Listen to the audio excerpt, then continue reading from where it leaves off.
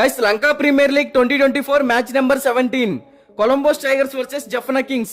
ఈ రెండు టీమ్స్ మధ్య ఈ మ్యాచ్ జూలై 14వ తారీఖు సాయంత్రం 7:30 ప్రేమదాస ఇంటర్నేషనల్ క్రికెట్ స్టేడియం కొలంబోలో జరగబోతుంది. ఇక్కడ నుంచి అన్ని మ్యాచెస్ కూడా చాలా అంటే చాలా ఇంట్రెస్టింగ్ అయితే ఉంటాయి, అలాగే హోరాహోరీగా అయితే జరుగుతాయి.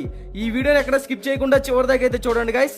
లేట్ చేయకుండా కంటెంట్ లోకి వెళ్ళామంటే జఫనా కింగ్స్ ఈ సీజన్ లో ఇప్పటి వరకు టోటల్ గా 6 మ్యాచెస్ ఆడింది. అందులో ఈ టీం 4 మ్యాచెస్ విన్ అయ్యింది. కొలంబోస్ టైగర్స్ 5 మ్యాచెస్ ఆడింది.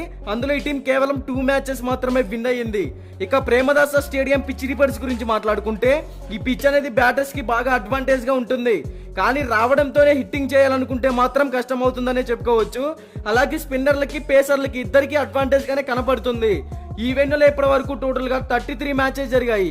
అందులో ఫస్ట్ బ్యాటింగ్ చేసిన టీం 55% విన్ అయితే సెకండ్ బ్యాటింగ్ చేసిన టీం 45% విన్ అయ్యింది. ఇక్కడ average first batting score 147 runs, average second batting score 130 runs.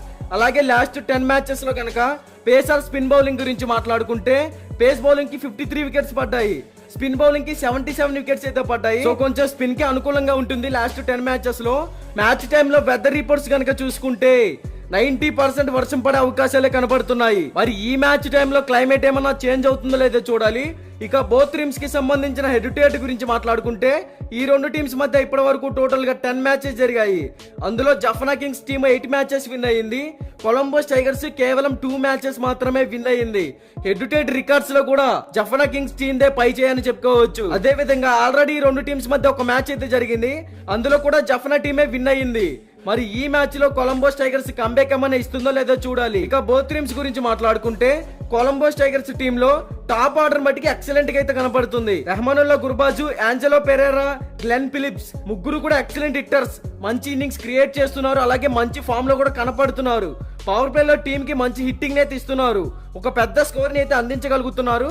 తర్వాత కరుణ రత్న, షదాబ్ ఖాన్, మతీషా పతిరానా వీళ్ళ ముగ్గురు కూడా మంచి ఫామ్ లోనే ఉన్నారు. వీళ్ళు కూడా హిట్టర్సే, టీమ్ కి మంచి పర్ఫార్మెన్స్ అయితే ఇవ్వగలుగుతారు. ఇక జఫనా కింగ్స్ టీమ్ లో చూసుకుంటే పాతుమ్ నిశంక, రైలీ రూసో, అవిస్కా ఫెర్నాండో ఈ టీం కూడా టాప్ ఆర్డర్ లో ఎక్సలెంట్ గా అయితే కనపడుతుంది.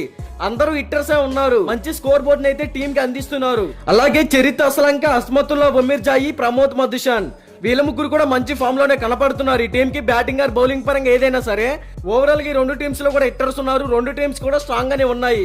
మరి ఈ మ్యాచ్ లో మరలా జఫనా కింగ్స్ టీమే విన్ అయ్యే ఛాన్సెస్ క్రియేట్ చేసుకోవచ్చు అనేది నా ఒపీనియన్. బట్ ఇది 100% విన్ రిపోర్ట్ అయితే కాదు.